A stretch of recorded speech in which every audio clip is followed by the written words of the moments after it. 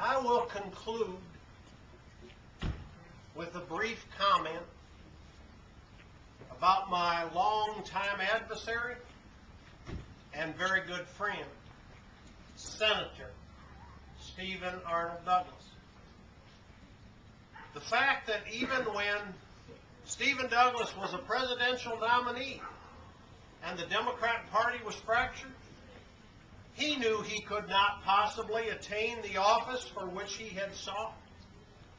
And he used his considerable talents and campaign efforts to urge the southern states to remain in the Union, regardless of who won the election. When I came to the office of president, even as the cannons fired on Fort Sumter, the judge, in spite of his failing health, went south on a speaking tour to try to keep them in the Union. Ladies and gentlemen of McLean County, he fulfilled that role admirably, but it was to the further detriment of his health. On June 3rd, 1861, Stephen Arnold Douglas, suffering from the strains of the political campaigns of 58 and 60, compounded by his effort to hold the Union together, for which he was so dedicated, ended back here. In late April of 1861, shortly before his demise, his last major address to the people was in your old state capitol in Springfield. It's fitting and proper you should hear the closing remarks of that last major address to the people of the country. Senator?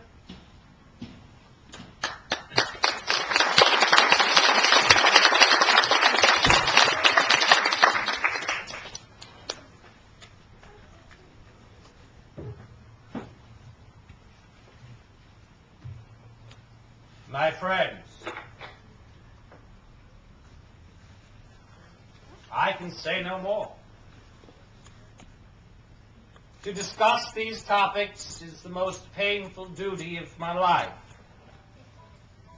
It is with a sad heart, with the grief that I have never before experienced, that I have to contemplate this fearful struggle.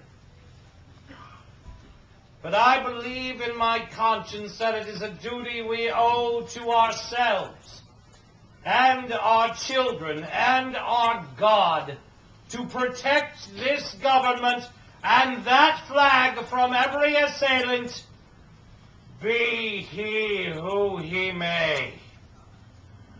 There are only two sides to this question. Every man must be for the United States of America or against it. There can be no neutrals in this war. Only patriots or traitors.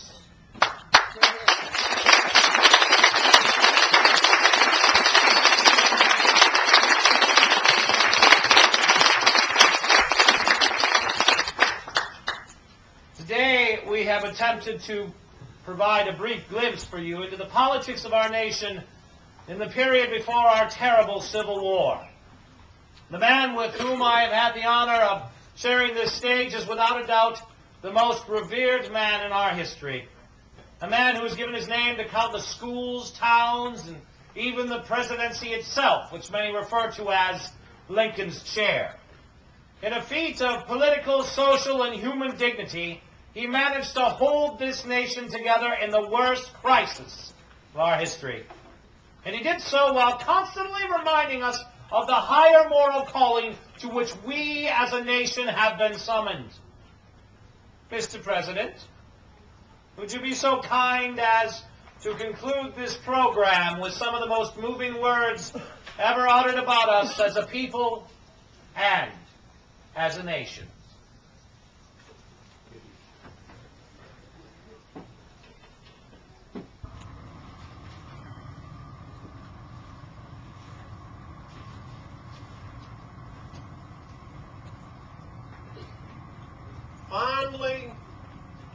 hope. Fervently do we pray that this mighty scourge of war may speedily pass away. Yet if God wills that it continue, until all the wealth piled up by the bondsman's 250 years of unrequited toil shall be sunk, and every drop of blood drawn with the lash shall be paid by another drawn by the sword. As it was said 3,000 years ago, so still it must be said. The judgments of the Lord are true and righteous altogether.